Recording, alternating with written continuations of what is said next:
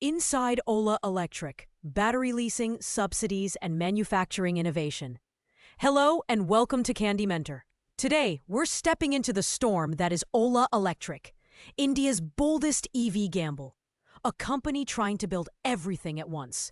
The scooter, the battery, the factory, the software, the charging network, and the future of India's mobility story.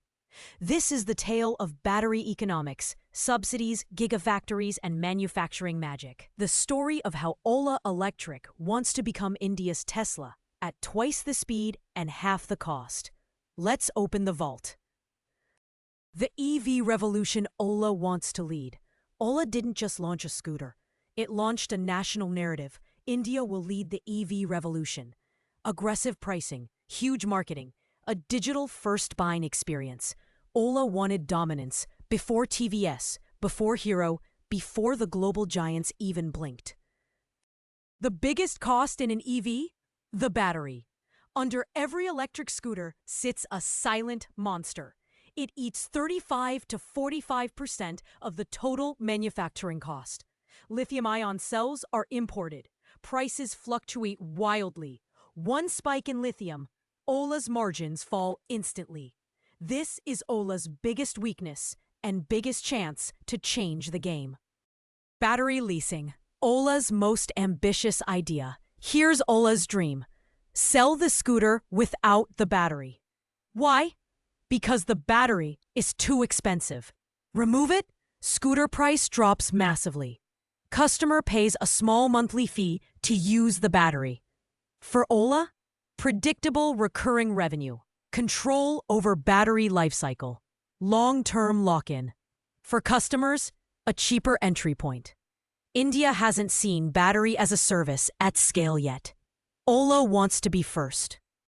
Fame 2 subsidies, the rocket fuel. In the early days, the government paid a big subsidy for each EV sold. Ola benefited enormously. But then rules tightened. Use more local components. Audits followed. Subsidy approval paused. Prices went up. Demand shook. Subsidies didn't just support Ola, they shaped its growth curve. Manufacturing dreams. The Futurefactory, Krishnagiri, Tamil Nadu.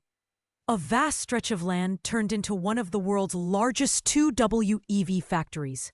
Robots everywhere. Vertical integration in every corner. A dream of producing millions of scooters per year. Ola is betting its future on scale. Because scale, low cost, survival.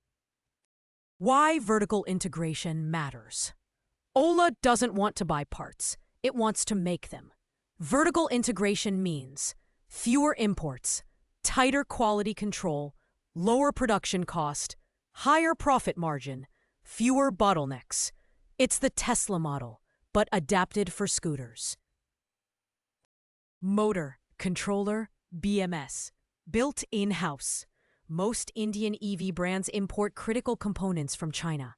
Ola is trying to localize them. Motor lines, controller lines, entire BMS architecture. If they succeed, margins rise. If they fail, dependence returns.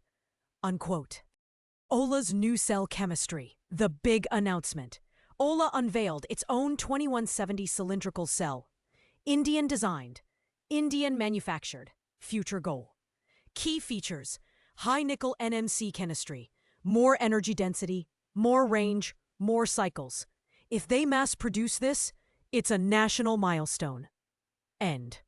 Why this cell matters? Because whoever controls the cell controls the cost. Mass producing their own cells means 30 to 40% cost reduction, independence from foreign suppliers, consistent quality EV pricing power. This is Ola's Tesla move. High risk, high payoff. The Gigafactory dream, India's biggest battery bet. Ola announced a 100 gigawatt-hour Gigafactory plan. This is huge. Billions in capex, years of build time.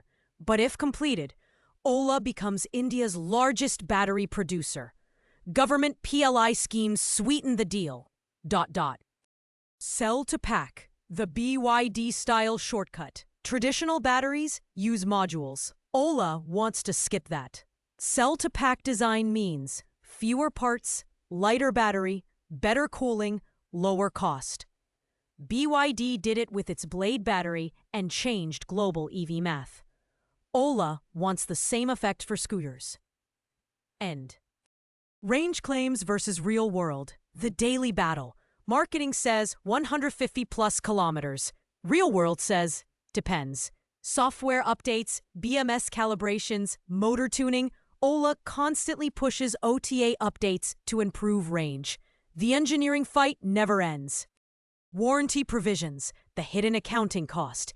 8-year battery warranties sound great, but they create huge liabilities. Every scooter sold forces Ola to set aside money, right now, to cover future battery failures. More scooters equals more warranty reserves equals lower short-term profit. End quote. Charging network economics. The Hypercharger dream. Fast chargers everywhere. High capex, low initial revenue, but it builds trust, it builds convenience, and it locks customers into the Ola ecosystem. This is a long-term moat. Connected services. Ola wants software money too. Your phone plus your scooter equals one ecosystem. Features: theft alerts, geofencing, ride stats, voice navigation, performance modes. Software subscriptions will be Ola's future high-margin business. Subscription models coming soon.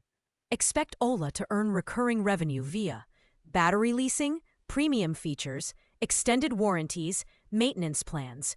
Recurring revenue stabilizes the business. One-time scooter sales don't.